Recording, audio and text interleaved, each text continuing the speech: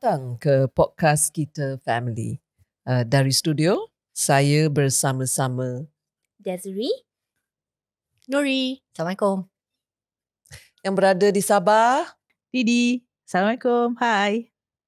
Juga Anit yang tidak dapat bersama kami sesi ini. Kami semua mengucapkan salam sejahtera. Izinkan saya membaca dari nota saya untuk memperkenalkan podcast kita Family. Okeylah. Terima kasih. Di sini kami akan membincangkan perihal yang berkaitan dengan makna serta kepentingan hidup bermasyarakat, menghargai keunikan serta kepelbagaian sesama kita dan meraihkan masyarakat kita yang berbilang agama, kaum, kepercayaan, rupa dan juga keupayaan. Kita menghargai hidup secara inklusif yang mengambil kira keperluan segenap lapisan masyarakat, terutama bagi mereka yang kurang atau berkelainan upaya. Topik kami pada hari ini ialah inklusif pada musim Tahun Baru Cina. So, biarkan saya yang kick off lah experience saya masa kami menyambut sebelum Tahun Baru Cina hari yang pertama adalah reunion dinner, ya. Sebagai ahli keluarga kaum Cina, terutamanya ibu bapa ataupun orang tua kami memang sangat berharap ahli keluarga berkumpul untuk makan malam bersama keluarga sekalian. So everybody memang kena datang lah. Yes. Ini hari sebelum raya pertama Chinese New Year. Ya, biasanya sehari atau dua sebelum hari yang pertama. Okay. Ya. So masa itu yang kami bilang reunion dinner ataupun Tunin Fan dalam bahasa Cantonese memang sangat-sangat dialukan. Ya. Tetapi masa makan malam ini memang ramai ahli-ahli keluarga yang akan berhimpun dan perhimpunan sosial ini ataupun perjumpaan keluarga ini akan bagi individu neurodiverse ini interaksi sosial boleh mencabarkan, ya. Seperti kesukaran memahami isyarat sosial, bimbangan sosial interaksi ataupun sosial interaksi yang tak tak rasa biasa, ya. Memang luar biasa lah because ramai orang. Kan? I think kadang-kadang yang tak ada permasalahan apa-apa pun, dia pun macam nervous kalau nak pergi family reunion, family gathering macam ni, kan? Betul. Betul dan juga di luar rutin biasa.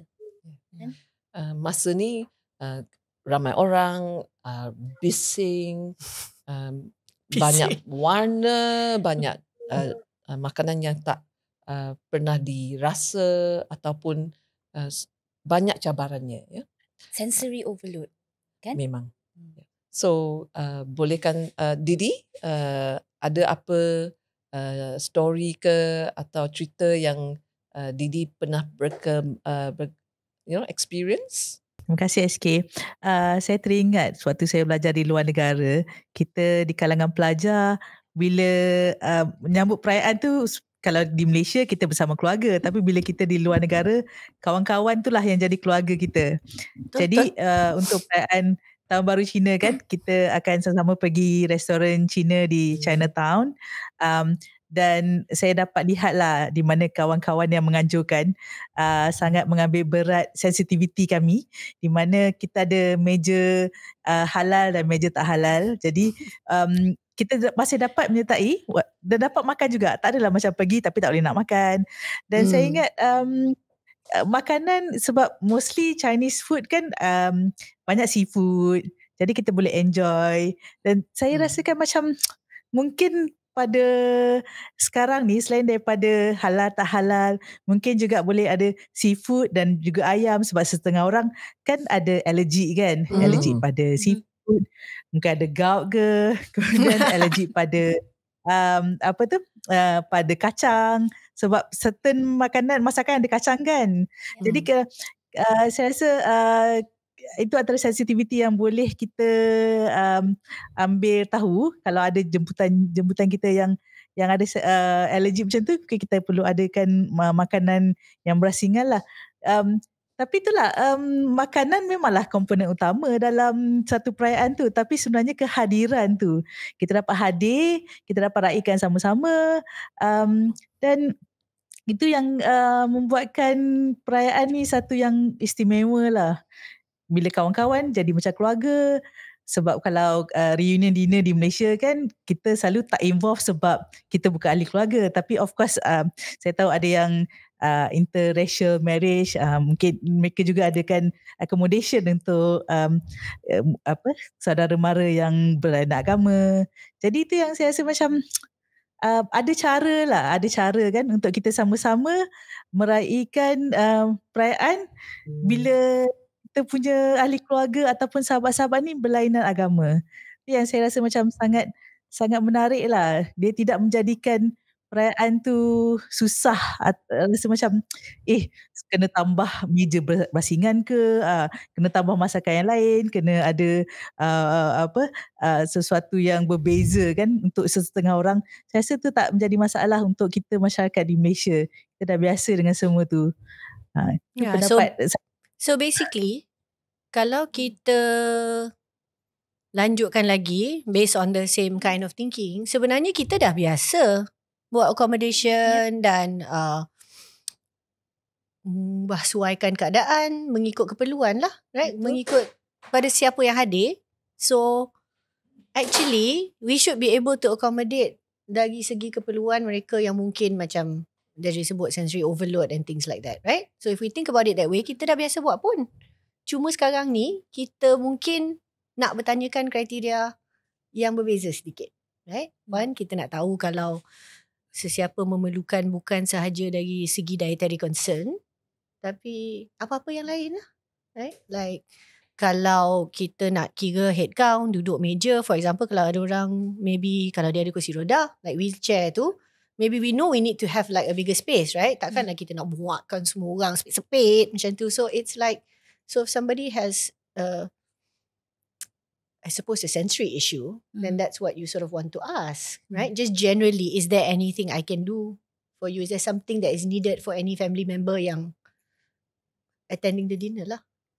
Thank you. Nori, SK, pernah tak rasa kita mendapat jemputan dan kita rasa malu untuk bertanyakan apa menu yang akan tersedia? Memang. Sebab saya pernah mendapat satu jemputan, tapi ini jemputan kahwin lah. Tapi saya minta menu sebab saya, of course saya minta maaf lah. Saya minta maaf kepada tuan rumah. Saya kata saya perlukan menu sebab saya nak tahu apa makanan yang tersedia. Dan jika ada makanan yang disediakan tu tak termasuk makanan yang anak saya nak makan ataupun dia kata boleh makan, akan makan lah. Kalau tak ada langsung makanan yang anak saya akan makan, saya akan pastikan anak saya makan dahulu sebelum menghadiri majlis tersebut. Jadi saya rasa macam sama macam kita tanya lah accommodation, katalah untuk orang yang pakai kursi roda, apakah accessibility kan, boleh masuk mudah ke tak. Jadi menu tu saya rasa macam mengharapkan supaya masyarakat tidak rasa sensitif bila persoalan tu ditanya. Bukan kerana macam kita macam nak tahu sedap ke tak. Untuk kita yang tak ada masalah memilih makanan, kita memang terbuka, kita memang meraihkan makanan yang dihidangkan. Tapi untuk bila ada anak-anak yang agak sukarlah memilih makanan, jadi saya rasa tu boleh dinormalisasikan. So maybe kalau kita yang tuan rumah, kita patut mengalu-alukan lah. Kita yang patut tanya dulu. Mungkin kita yang nak share maklumat tambahan actually, supaya orang tak berat sangat, susah hati nak tanya all that kind of thing. So I think boleh tengok dari segi perspektif orang yang jadi host, or like giving the support or accommodation, not just family sendiri yang tengah prepare kan untuk ahli keluarga yang memerlukan that extra support. I don't know, I think so, right? Ya, betul. Tapi dari segi lain juga saya rasa in my case, masa anak saya kecil lagi, dia memang fussy eater. So, kemana-mana saya pergi, memang saya akan bawa makanan dia. So, saya memang dah ada the habit, sesiapa yang hosting any function yang saya nak bawa anak saya akan call them ahead and say, hey, please jangan kecil hati. Anak saya memang dia akan makan makanan jenis ini sahaja. Saya akan membawa makanannya bersama. So I think there's two ways of looking at it here. We as a host, sekiranya we are going to host someone, kita boleh offer to make the accommodations. Tetapi ada juga orang yang ingin membawa makanan sendiri untuk anak mereka.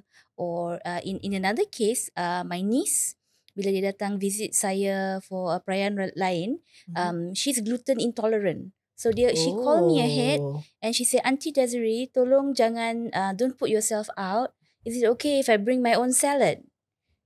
So she didn't want to offend me. And I said, of course, please go ahead. But at the same time, saya sebagai host juga, saya prepare a separate dish for her yang gluten free. So I did not want her to feel macam out of place.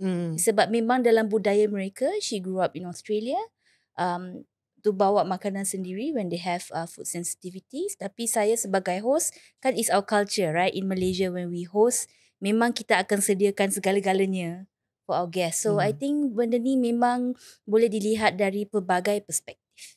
Yeah. I love the discussion. Masa anak saya kecil, memang saya akan siapkan makanan kerana intoleransi dia sama alergi dia. Buat masa tu, saya masih ingat I felt shy. I segan nak to trouble the host. Rasa macam menyusahkan orang kan? Betul. Ya. Kerana dia bukan saja intoleransi, dia memang kalau like telur, right? Especially telur. telur. Allah dia Dia like serious, kalau right? bau ada the hisap of the telur alone, his allergy will come up. So buat masa tu bila dia kecil, memang saya rasa yang saya mesti siapkanlah makanan tu. Tetapi buat masa sampai sekarang pun, kalau kami sekeluarga keluar ke holiday, masih kami pun prepare makanan-makanannya. Ini has a two-way, like Desiree shared just now. Kalau kami as parents advocate for our children, kami boleh juga bagi tahu kami punya host. Kami kena promotekan komunikasi yang terbuka. Betul. So as I go along, I learn that when we ask, many of our hosts, memang they are very, very generous. And they will go out of the way. And I know many a times, Nori, when our children come together to play, I'm always so grateful. Yang you're very careful, you will ask. And we have many friends that do that when we get together. No, that's true. So maybe pada mulanya memanglah kita akan rasa segan. Tapi satu, kita nak fikirkan juga kita yang memainkan peranan untuk anak kita kan. Especially kalau anak kita dia tak boleh meminta atau dia tak boleh nak, untuk berdikari, jaga diri dia sendiri buat masa-masa tertentu. So maknanya kita yang nak kena bantu dia lah. So nak ke tak nak, I think tak boleh lah terasa terlalu malu, and things like that. Sebab kita nak tolong anak kita. And I think people, again, is accommodating. I think for me, it's just nak ingatkan semua that sedikit sebanyak, kita semua pernah, sungguh pun bukan dari segi memberi sokongan untuk orang yang kurang atau berkelainan keupayaan. Like it's not an OKU situation. Tetapi bukannya kita tak pernah cuba untuk membuatkan kawan ke, ahli keluarga ke, atau tetamu kita merasa lebih selesa. Right? We know how to do it. Absolutely. We know how to do it. It's just trying to think about another thing. So sometimes you're thinking about the diet part. Sometimes it's the religious part. Sometimes it's about, okay, men and women sit here. Sometimes it's kids table, benda-benda macam tu. So I'm hoping that, I think because we talk about diversity, being inclusive. Bagi kita inilah antara benda-benda yang amat penting yang kita nak bincangkan di podcast kita family. Sebab kita perlu berbincang tentang perkara-perkara seperti ini dalam konteks untuk raise our families, right? Dalam mendidik anak-anak kita, menjaga family kita, raising families. This is basically what we want to talk about. Yep. Okay. Absolutely. And dalam konteks perbincangan kita hari ini, saya rasa a good starting point occasions seperti reunion dinners, kan? Sebab it's easy to start dengan mereka yang paling rapat dengan kita, our family. So reunion dinners are supposed to be when people catch up and the positive side of it, of course, reconnecting, and so making those accommodations ataupun untuk membuat request for accommodation. Why not start in a family reunion dinner, because our families are the ones closest to us. Kan? Best place to start, as you said, sangat-sangat mengalu-alukan. And of course, some family is not just dialu-alukan, it's a wajib. You have to come. Yeah. So then it's like, okay, I'm going to ambil kesempatan since you say it's wajib. If I come and my kid has to come, then we have to do this, right? Yes. Yeah. So, thank you. Terima kasih. Let us share something about the fun part. Masa Tahun Baru Cina, kami selalu suka bermain fireworks, ya, bunga api tu. Yes. Apa? fun ke tu? Ya, tentu fun untuk semua anak-anak, ya. Oh, Anak-anak besar, anak-anak kecil. Tapi kadang-kadang tak fun. That's the point, right? I think So- we're challenging the notion whether it's fun. Yeah. Okay, let's stick to the fun. Sorry. Let's stick to the fun, Sorry, ataupun didn't mean to let's interrupt. share experience kami bermain bunga api, ataupun yang selalu akan di Tahun Baru Cina ialah lion dance juga.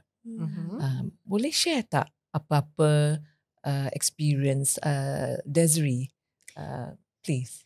Boleh. So, experience saya dari segi anak saya yang autistik, saya rasa memang unik sedikit. Walaupun anak saya memang mempunyai masalah sensori dari segi bunyi dan rasa, tetapi when it comes to lion dance, dia suka sangat dengan the lion. Dia akan ikut, yes, because of the texture yang berbulu. Dia suka So dia nak sangat. pegang? So he will go towards the lion. So Okay. cabaran untuk saya is to keep him out of their way so that yang doing the lion dance tak terjatuh or trip over him. Yeah, so he enjoys the lion dance or the dragon dance, and dari segi bunyi pun maybe sometimes dia akan cuba tutup telinga, tapi he also has phases di mana he craves the sound, kan? So dia akan close his ear tetapi in a very joyful sort of welcoming way. Bukan he's not Dia in tak pain, takut lah. dia tak takut. Yes. Okay. That's the point. Dia tak takut. Dia sangat mengalu-alukan the dragon dance and even fireworks. Yeah. Okay. Itu cerita yang agak bagus kerana kami selalu ada stereotype, kan? Kalau anak-anak neurodiverse, dia menakutkan diri ke dengan lion, tapi actually he seeks yang bulu-bulu tu. Yes. Itu sensory yang akan Dia suka. calming, Ya, dia nak Sensory sentuh. seeking. Dia suka. Yeah. Yeah. Sensory excellent. seeking. Yeah. Excellent. That's a great story. Didi, silakan. In term of fireworks kan, anak-anak saya dulu memang mula-mula takut bila dengar bunyi, tak tahan tau bunyi bunga api kan. Tapi saya ajar mereka untuk keluar ke balkoni dan tengok bunga api tu. Sebab bunga api tu kan cantik, yang besar tu kan. Mereka suka tengok. Jadi bila mereka tahu, oh, dah associate kan, okay, yang bunga api yang bising tu sebenarnya macam ni. Walaupun dah tak tengok dah, mereka tahu cantik kat luar tu, warna-warni. Jadi lepas tu mereka lebih tahan lah, boleh tahan. Kalau tak dulu dia hanya bunyi bising kan, bising dia tak tahan. I think ada setengah macam, kalau kita enjoy, kita boleh bukan paksa diri, tapi kita punya perception pada sensory tu berlainan. Kalau bunyi je, oh tak best. Macam anak Desiree jugalah, tengok lion dance seronok. Tapi sebenarnya kalau bunyi drum tu je macam annoying. Tapi once you dah relate bunyi drum tu dengan lion dance, lion tu macam mana, bunyi firework dengan firework tu macam mana, jadi mereka boleh tahan. Kita jangan biar macam anak-anak yang tak kenal firework ni, mereka terseksa dengan bunyi bising tu. Mereka patut tahu yang bunyi bising tu datang dengan cahaya yang cantik lah sebenarnya. Yeah. Wah, that's like so philosophical kan. Yes, Macam that's life. The good Yeah. stuff comes with the bad stuff. Tapi betul juga tu. So maknanya kalau dari perspektif Didi, we have to, satu, kita jangan like pada keadaan tertentu, kita tak patut harus terima je anak kita tak tahan and just like okay too bad, dan kita akan okay cepat-cepat suruh tutup telinga whatever. But for you, one of the things that you can do actually is kita memberi pendedahan lah sedikit sebanyak sampai like building toleransi, right? Like okay, boleh tak? Boleh terima tak? Slowly supaya dia jangan selama-lamanya takut. Kalau tak suka juga tak apalah, tapi kita tak tahu, macam mungkin sebenarnya suka bila kita dah expose, okay, this is the other side of bunyi bising tu kan. Sama juga I think bila kita ajak anak-anak kita pergi makan di kenduri ke apa, dia tak nak makan, tapi kita exposekan dia dengan berada dalam suasana keramaian, ramai-ramai dengan ahli keluarga. Tak apalah tak makan pun, tapi satu hari nanti mungkin bila dia punya palate dia punya selera tu dah terbuka, dia akan enjoy makan dengan ahli keluarga. Ya, saya rasa macam jangan macam sebab tak makan no need to join. So we have to banyak komponen in every experience kan. Itu tip parenting yang bagus sekali. Motivation, itu fun, yang mesra, gabungkan dengan exposure tu yang dia memang tak selesa. So dalam buatkan aktiviti tu atau exposure tu, anak ni akan dapat lagi banyak. Actually it's down to experience kan. So pengalaman. Pengalaman yang mesra. Dia akan suka bermain. Gunakan itu as the strength base. Kami cakap kan, gunakan yang dia suka. Dan cabarkan dia. Jangan anak kami, kalau kami tak cabarkan dia, dia akan tak cukup experience. Dan if I could add on, sediakan juga bahan-bahan yang boleh membantu mereka. So for example, dalam beg anak saya sentiasa ada noise cancellation headphones. Excellent. Walaupun dia tak berapa suka untuk pakai the headphones, tetapi dia tahu sekiranya dia perlukan the headphones, it's there for him.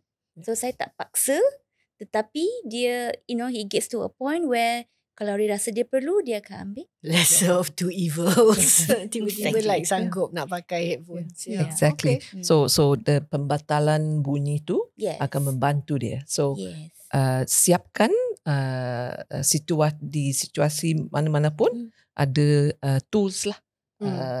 Macam even for the food, kalau siapkan food yang makanan yang dia boleh makan.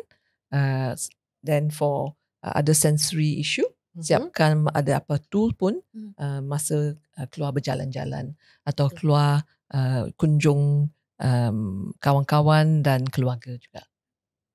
Be prepared. Be prepared, indeed. Yeah.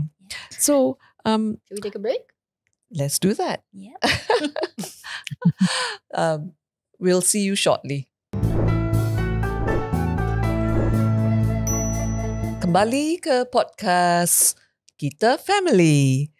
Sesi hari ini kami bercerita-ceritakan tentang meraihkan Tahun Baru Cina. Dan dalam masa Tahun Baru Cina, banyak rutin-rutin tiap-tiap hari memang tergendala sebentar. That's an interesting way of putting it. Yeah, betul. That's true. Banyak yang berubah, ramai orang yang baru, banyak experience yang baru. So, bolehkah, excuse me, saya invite Desri, ceritakan bagi kami satu insiden ke yang masa rutinnya berubah. Apakah kesannya dalam meraihkan Tahun Baru? Tahun Baru Cina. Interestingly, keluarga saya memang sangat-sangat majmuk. So, one of my aunties kahwin dengan orang Cina. So, saya mempunyai 2 orang sepupu yang sangat rapat dengan saya. Dua-dua pun berbangsa Cina. And one of them is godmother to my son. So pada tahun lepas sepupu saya ni dia baru berkahwin. So I think dalam tradisi orang Cina biasanya the first Chinese New Year they are expected to give double angpao. Kan? Best sekali. So she called me up. Yes. Best for the yang menerima. Yes, but in this case sebab saya proxy anak saya kan, and he's below age, so therefore by default the angpao goes into his piggy bank.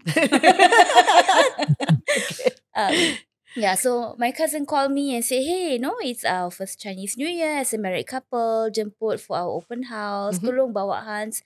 How can we accommodate him? So dia tanya tentang makanan, apa yang Hans boleh makan. And fortunately sekarang not such a picky eater. We will get there another time to to tell the story how we got there. Dan juga dia tanya tentang benda-benda lain yang perlu accommodate, like do we need an extra room or a place for him to stay calm? So nice. So and it's always this way with my family members that are closest to me. Memang mereka akan offer sebelum saya perlu tanya. So before we made that journey, sepupu saya tinggal di Seremban dan saya selalu membawa anak saya melalui Seremban untuk pergi ke PD to visit grandparents dia. So sebelum pergi ke rumah his godmother, saya explain to him. I know some people suka guna social stories, tapi in my case saya dah biasa ceritakan like a conversation. So walaupun anak saya pre-verbal or in some cases people refer it to as non-verbal, I speak to him as if he can respond. Kan? So memang dah biasa. So I would tell him, okay, hari ni kita pergi ke rumah godma. We're going to meet your new uncle. And so saya ceritakan kepada dia about our journey, where we're going. So dia rasa tenang because we know where we're going. Dan bila sampai ke rumah sepupu saya pun memang everyone is very welcoming. They had fireworks and dia makan yisang for the first time. And bukan disuap oleh saya, disuap oleh my auntie. Kan? My auntie who's my mom's sister, muka pun mirip-mirip sama dengan ibu saya. And interestingly, bila saya we were trying to transition him to new foods, ibu saya yang one of the main people who were successful in transitioning to new foods. So when my auntie got to feed him yisang for the first time, my auntie pun rasa happy. So that was very positive experience for all of us.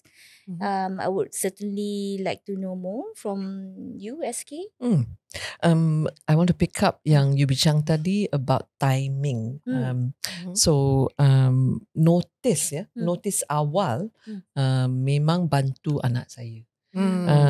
Biasanya dia akan cakap dengan saya, Mom, please give me 24-hour notice. And I terharu. I actually feel that dia memang kenal yang dia perlukan masa untuk preparekan dirinya. Nuri, do you have any similar stories about timing? Kami semua, we live in such a hurried life. Oh yeah. Would you share some stories with us? So I think timing ni satu, kita perlu ingat any kind of preparation untuk benda-benda yang di luar rutin memang sangat perlu. Sebenarnya ni perlu untuk semua ahli keluarga. Sebab di luar rutin dan di luar apa jadual harian kita. So memang semua akan memerlukan maklumat tambahan, things like that. Kalau anak saya 3 orang anak lelaki, yang nombor 2 tu yang autism. So kadang-kadang abang dan adik dia yang ingatkan saya tentang apa yang kita maybe perlu buat untuk Timur. Kadang-kadang diorang akan ingatkan dengan secara yang sangat spesifik, which is tadi dia ada sebut tentang social story.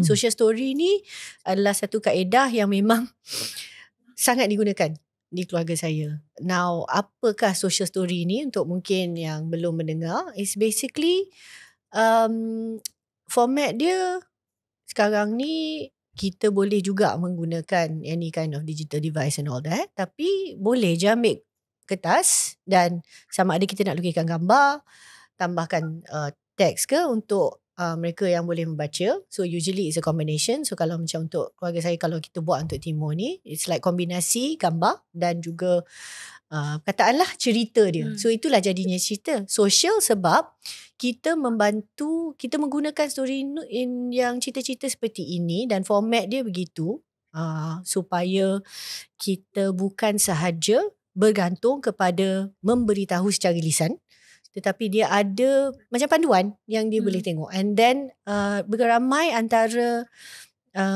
well actually kalau kita tengok dunia ni, ada orang yang more visual. Dia memang lebih suka melihat atau dia akan lebih senang untuk tangkap dan faham apa-apa maklumat dalam bentuk yang lebih visual. So I also like to say like, you don't know what a social story is? After the pandemic, semua orang tahu tentang social story sebab kita semua memerlukan social story. Poster, gambar, infografik. This is like a social story. How to take vaccine, where to take vaccine, why to take vaccine, right? Itu dah menjadi satu kisah yang terjadi pada kita. So back to my kids, dengan kalau untuk Timur, satu, abang atau adik akan ingat, mana Timur punya social story, because actually diorang pun suka tengok the story. And it ends up being something that they use as well. Or like, okay, I had to do it macam like for Timur, but actually Rafe baru umur 8 tahun, dia pun memang suka benda tu actually membantu dia juga. But the other way kadang-kadang that they remind me about this importance of like timing is things like, I think there is even like a movie kalau tak silap where it's like, are we there yet? Are we there yet? Are we there yet? You know, it's like, bila nak sampai ni? Ma, bila nak sampai ni? You know, it's like, sebenarnya we all feel like we need more information sometimes, right? Kita sendiri perlu tahu. And also I'm like thinking, ini sebab yang sulung tu dengan yang bongsu tu, dia boleh bercakap.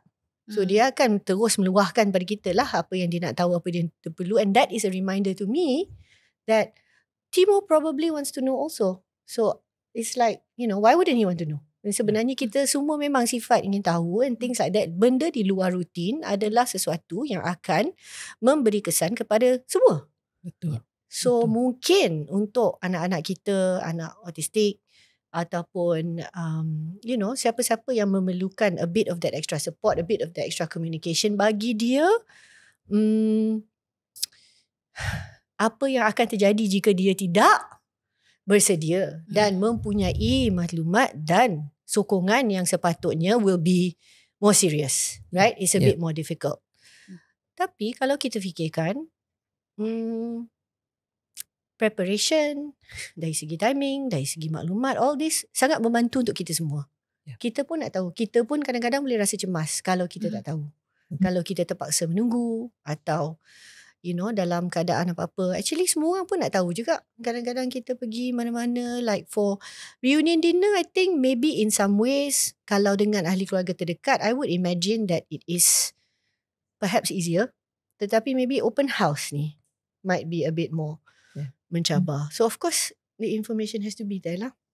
Open house ke, you know. Sebenarnya persediaan, timingnya semua about persediaan dan memberikan informasi.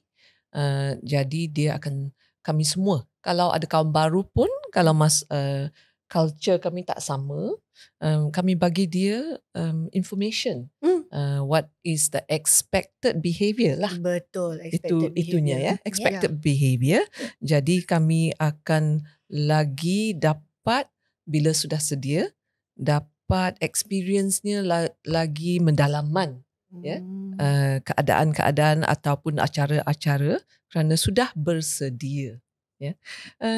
Didi, adakah Didi gunakan social story ke ataupun cara-cara yang lain untuk bersediakan anak-anak masa aktiviti-aktiviti Tahun Baru Cina ni? Okay, saya rasa kalau tahun baru Cina ni kita boleh kata similar dengan hari raya lah.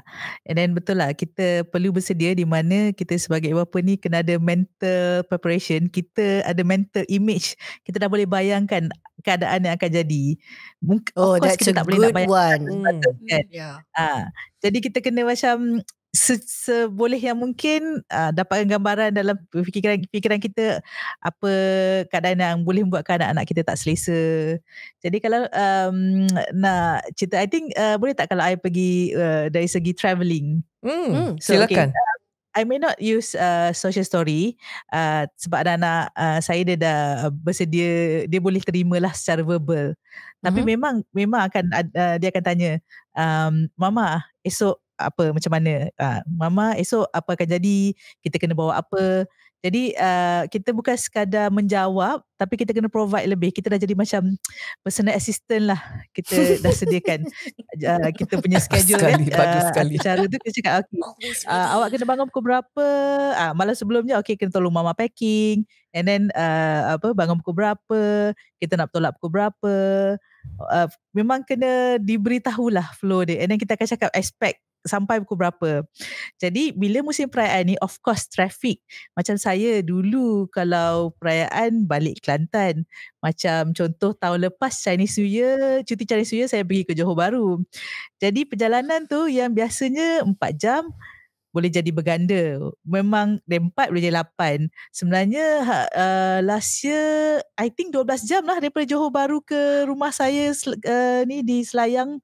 Jadi benda macam tu kalau kita bagi tahu anak kita 4 jam je ataupun 5 jam je, nanti dia akan tengok jam, dia akan cakap why are we not home yet?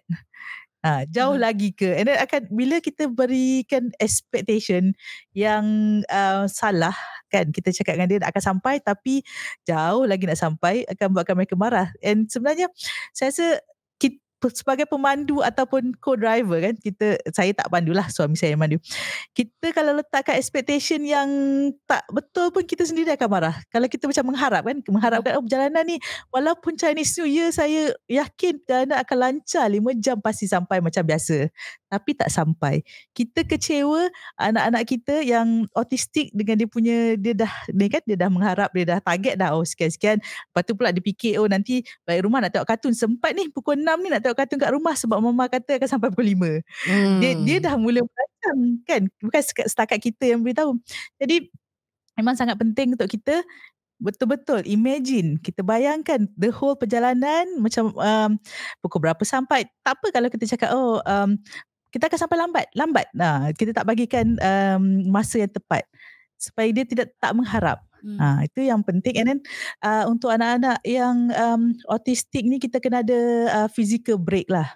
Walaupun kita rasa macam kan kalau kita memandu di highway kan, kita dah memotong lori atau lori yang perlahan, lori minyak ke lori balak ke kan, kita akan rasa sayang nak berhenti. Kalau kita buat pit stop, nanti kan lori tu akan pass balik and kita berada di belakang lori semula.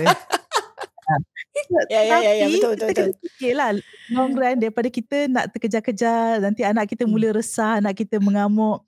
Kena ada juga, tapi kita kena macam kita panggil, orang Melayu kata reda lah, terima dengan hati yang terbuka. Perjalanan memang akan lambat, physical break very important. Toilet break pun macam anak saya, dia boleh dia kalau lama tak pergi toilet, dia mula resah tapi dia tak tahu dia sebenarnya perlu pergi toilet. Kena buat pit stop sebelum dia mula rasa macam serba tak kena. Jadi kita make a pit stop, cari R&R, and then kita tengoklah selalu bila kita dah selalu balik kampung, kita dah tahu dah R&R mana yang ada facility yang bagus. Contohnya tandas bersih dan juga playground lah, playground yang selamat. Kadang-kadang kan ada playground yang tak berapa okey. Jadi playground yang selamat supaya dia ni lah boleh main buaian kejap, boleh main gelongso. Sebab saya tahu ramai ibu bapa macam rasa macam ini sebenarnya bukan hanya kepada anak-anak autistik, tapi semua kanak-kanak lah. Ya, memang. Bila dah lama duduk kan, especially kalau duduk dalam car seat yang toddler kan, umur 2 tahun 3 tahun tu, rasa macam alah, nanti kalau anak saya pergi playground, taman permainan, dia tak nak berhenti main. Tapi sebenarnya tak. kita bagilah dia tak adanya budak akan main sampai setengah jam tak akan berhenti. Kalau dia main 10 minit, memang itulah badan dia perlu nak lepaskan dia punya rasa tak sedap badan, duduk je dalam kereta kan. Jadi kita kena bagi masa lah, bagi 10 minit ke. Kalau dia tak akan 1 jam, budak pun tahu dalam keadaan panasnya, dalam keadaan Malaysia kan panas kan, tak selesa apa semua, dia tak akan main sampai 30 minit. Jadi pentinglah berhenti. Dan of course kita nak harapkan lebuh raya pun memastikan setiap perhentian tu, setiap R&R tu dalam keadaan sangat baik lah, supaya anak-anak kita boleh lepaskan sedikit energi kan dekat ni. Dan kita menyediakan diri kita untuk kita sediakan anak-anak kita. Kita tak boleh macam no such thing as what we call it go with the flow. Macam just pack and go. Kita memang perlukan extra preparation. So we have to have preparation, and for ourselves, so absolutely, that we can enjoy the whole journey, kan? The experience. Prep ourselves to prep them so that it can be enjoyable, right? Absolutely. As opposed to being like really stressful. Yeah. Exactly. So I have interesting solution to the are we there yet? Question. Sharekan. So bila anak saya dalam lingkungan 3-4 tahun, dia memang mempunyai masalah flexibility. So dia ingin tahu kemana kita pergi every single time, dan dia mempunyai visual memory yang sangat baik. So dia akan tahu sekiranya pergi ke sekolah mesti ambil jalan ini sahaja. Kalau ambil jalan lain, dia akan mengamuk sedikit lah. Dalam kereta sedikit. Dalam kereta sebagai ibu seorang memandu memanglah akan panik sekira anak mengamuk dalam kereta. So saya mula dengan based on my instinct. I do a lot of things based on instinct. So saya mula I will narrate our journey. So sekiranya saya perlu deviate, saya akan bagi tahu, okay, sekarang we are going to turn left. Instead of turning right, we're going to turn left.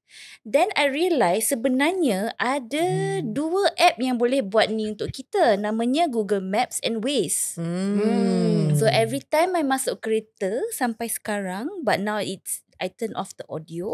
Okay. So bila the app says turn left, turn right, so saya intentionally turn it on louder. So I don't need to narrate to him. So dia tahu, okay, we are turning left. Bagus okay, sekali. we are turning right. So that is penggunaan teknologi. Exactly. So membantu. Okay. Yeah. Yang Ada suara lain lah yang minta. ada suara yang konsisten mungkin ya. So that he's prepared that okay, maybe we're not turning left now, we're going to turn right. But he's been prepared up to 1 kilometer before, because Waze does that. Excellent. In 900 meters, turn left. Yeah. And I think it's fun too. Yeah. Kalau ada nampaknya map, it's part of that fun traveling. Excellent. Yeah. Excellent tip. And also, in Didi's case, traffic kan, we can control the traffic. Boleh tunjuk kepada anak-anak, hey look, the traffic is building up. So maybe we'll take 5 hours instead of 4. Kan? It's nobody's fault, it's traffic. I think sebagai ibu bapa, actually we can have such creative fun dengan anak kami yang berkelainan. They challenge us. We have to be very creative. Tapi in the end of the day, it's having fun and changing that negative experience by being creative. It's an opportunity, peluang juga kan sebenarnya. Kita tak payah mengandaikan semua keadaan atau situasi ni sebagai sesuatu yang mencabar. Yeah, that's good. That's also a mindset change, right? Let us share about masa travel ni. Both Didi and Desri shared about bawa kereta. Macam mana kalau naik kapal terbang, because banyak family sekarang kalau ada perayaan will take a holiday. Can we have some experience on that? Nori, any stories on preparation or any tips about being on the plane and going far away? So, Alhamdulillah, thank God, in Malaysia Airports has a program called the Butterfly program that supports hidden disabilities. Maknanya ada perkhidmatan yang wujud di KLIA untuk membantu individu-individu yang memerlukan sokongan dari segi apa-apa yang dapat membantu yang di luar daripada OKU physical. So of course autism is quite high on this list. Kita perlu mendaftar anak kita, and you can do this way in advance. In fact, kalau tak ada plan lagi untuk fly mana-mana pun, kalau nak boleh saja kita daftar dengan program ini, memberikan maklumat secara awal. And I think it's a fantastic program because dia akan memberi kita like option, right, yang diberikan untuk lain-lain golongan yang memerlukan. Kita tahu sebagai contoh, especially dekat tempat-tempat seperti airport, ada macam lorong atau laluan khusus untuk anak-anak kecil. Like kalau kita ada bawa pram atau stroller, memang akan diberi peluang untuk pergi dahulu sebagai contoh. In fact, bila dia orang announce masa boarding pun, masa pengumuman tu ada, mereka akan menjemput dahulu sesiapa yang ada anak kecil, for example, right?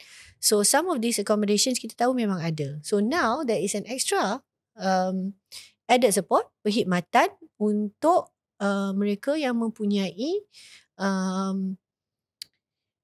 apa-apa condition atau permasalahan yang berkaitan mungkin dengan sensory, berkaitan mungkin dengan keperluan yang kita sebut ni hidden disability. Sebab kalau kita tengok secara zahir atau dari segi rupa dan fizik, tak nampak apa-apa perbezaan. Kita susah untuk nak tahu sebenarnya apa yang perlu bagi seseorang di mana keadaan yang di mana dia memerlukan sokongan tu tidak zahir pada secara fizikal, right? You cannot see it. Yeah. So lain daripada OKU physical sebagai contoh. Kalau berkaitan dengan penglihatan, kita memang ada, like for example, you know, the walking stick, you know, and things like that. Tapi kalau kita tengok sebagai contoh pada individu autistic, you don't know until you start maybe seeing certain behaviours and things like that. And of course keperluan dia lain. Mungkin dia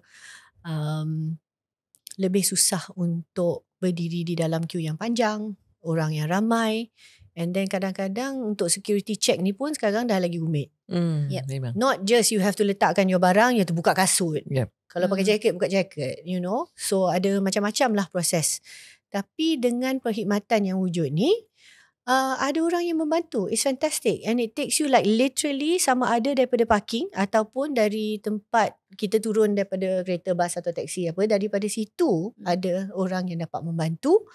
And it goes in all the way. Daripada situ ke check-in, nak waiting area atau lounge. And then di KLIA ada sensory room dan ada sensory wall. So ada tempat kira sensory dengan calming room, maaf. So kalau perlu dan kita rasa macam keadaan di airport terlalu kecoh atau macam too much lah untuk anak kita, time untuk kita bertunggu, and especially katalah nak ambil international flight.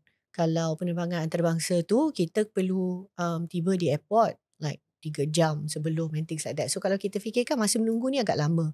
So kita ada option. So it's not just the lounge and things like that, tapi ada tempat untuk anak kita. Dan it's like dia akan diberikan, this is like macam laluan istimewa lah, kan? Atas dasar memerlukan, for example. So all the way sampai not just to the gate, tapi sehingga masuk dalam pesawat.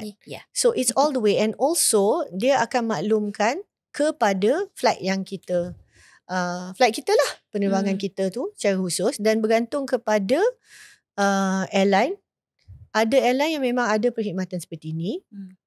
Tapi kalau tak pun setidak-tidaknya telah diberitahu secara awal that you have like a special passenger, atau macam you know, kita tahu kadang-kadang ada program untuk young passenger. Young passenger ni travelling alone, so dia tahu mungkin orang kena tengok-tengokkan to make sure it's there, all that, so they will take care of your child. So in this case, kita memberitahu at every checkpoint. So sama ada it is an immigration officer ke, it's like customs, it could be check-in or the people at the gate. Semua orang akan prepare to help you, to help the family. Dan ini sangat-sangat membantu. So I think that's one big tip. Take the support. Yep. Kalau ada, tak payahlah kita lepas tu rasa macam no lah, it's okay, I'll figure it out myself ke, tak perlu. And then I think dengan sedia ada benda seperti ini, it's very like, it's so nice because kita pun macam tak segan atau tak rasa macam mana, macam mana kita nak handle situation macam ni. Macam mana kita nak, cuba bayangkan, everybody is tired, crowded, the line is really long, dan kita nak kata, oh boleh tak benarkan anak ke saya pergi dulu at that time. Orang tu, so many things. But this is like, the offer is there because the service exists. So very Malaysia boleh, Malaysia airports. Thank you so much actually. And I want to share a little story. Anit tak ada kat sini. We are missing her today. But Anit is probably the first person who went up to Malaysia Airport chairman at the time to suggest the idea.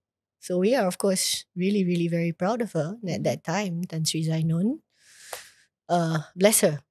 She thought, yeah, why not? And Shabas, so Shabas, that's, Shabas. this is Thank how you, this Anit. happened. It's like a parent. It's like just a situation where dia, let's try. Yep. Just gonna bring it up. Biarlah kita just luahkan, buahkan satu cadangan. Kita tengoklah. Kalau dia tak setuju. Cuba lagi another time or whatever. But it happened to work out really well. So, Very so well. this is like, it's not, the main tip is get in touch with the airport and ask for the services. I think that's excellent. When we ask, memang perkhidmatan ini yang saya tahu, selain dari Malaysia, airport di Malaysia, the other countries also we have should check. similar Kita tengoklah program. destinasi kita. Yeah. Betul. I believe macam dalam UK, dia pun ada similar program, Betul.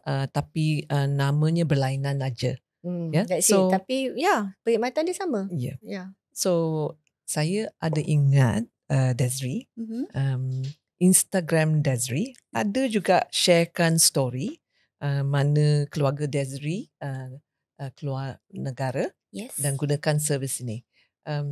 So boleh sharekan dengan dapat tip-tip yang berlainan juga? Memang that was our first trip as a family dengan anak saya naik kapal terbang for the first time.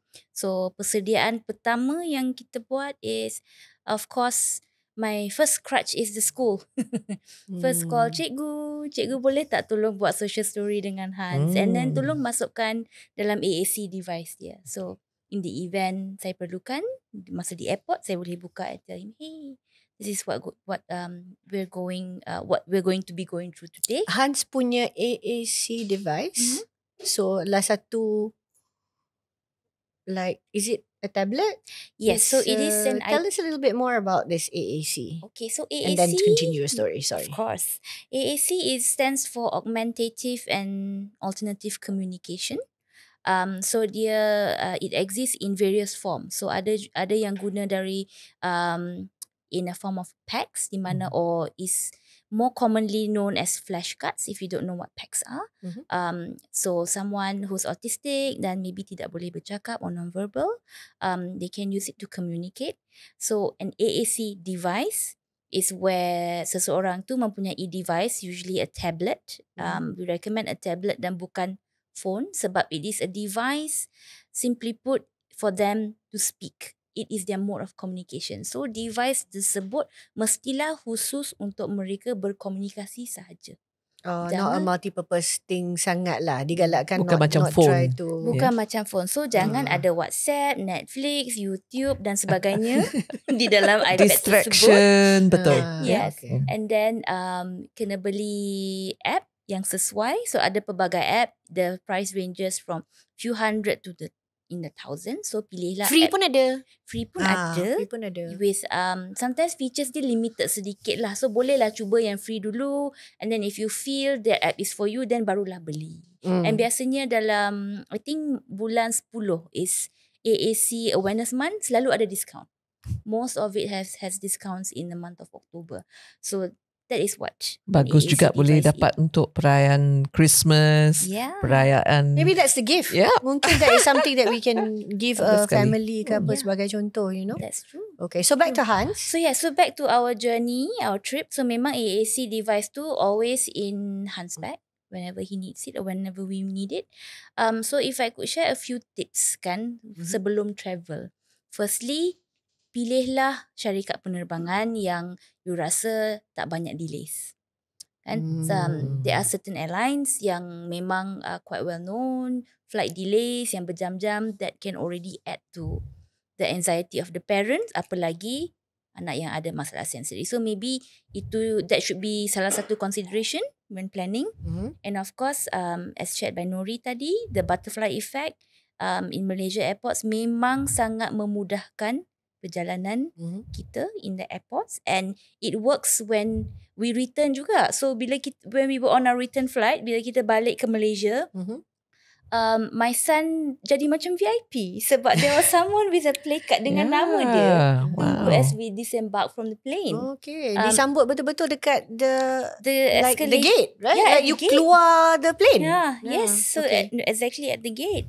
So that is another thing that really helps. And another thing, walaupun butterfly effect maybe akan inform the airline, tetapi it doesn't hurt for us as well to call the airline ahead, which I did. I called the airline to inform, hey, I'm traveling with an autistic child. I just want to let you know we might need extra assistance on the plane. Boleh tak inform maybe your crew member to look me up in case I need additional assistance. And memang pun the particular airline that we use, dia bawa makanan anak saya dulu with the rest of the children or those who needed special assistance.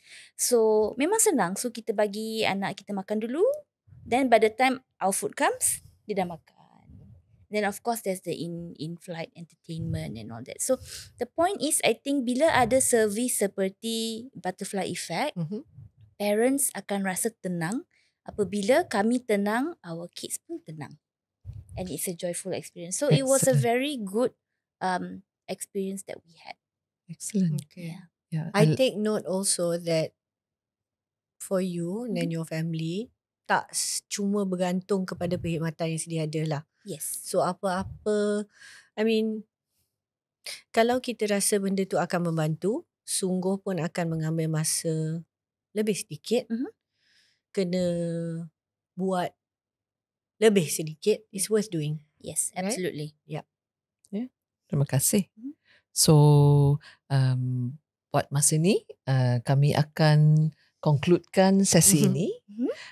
Dan dalam menyambut perayaan-perayaan dan dalam Tahun Baru Cina yang akan datang ini, dalam adakan persediaan, kami mintalah bila-bilanya ada perkhidmatan, ya, dan berkomunikasilah bersama ahli keluarga, kawan-kawan, kesemuanya, apa yang perlu untuk kami semua merayakan Tahun Baru Cina dengan gembira dan mesra sekali.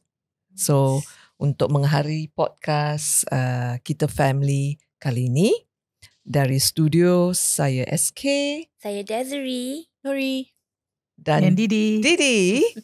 Samakan dengan Anit juga. Kami semua mengucapkan selamat menyambut Hari Tahun Baru Cina. Kongsi.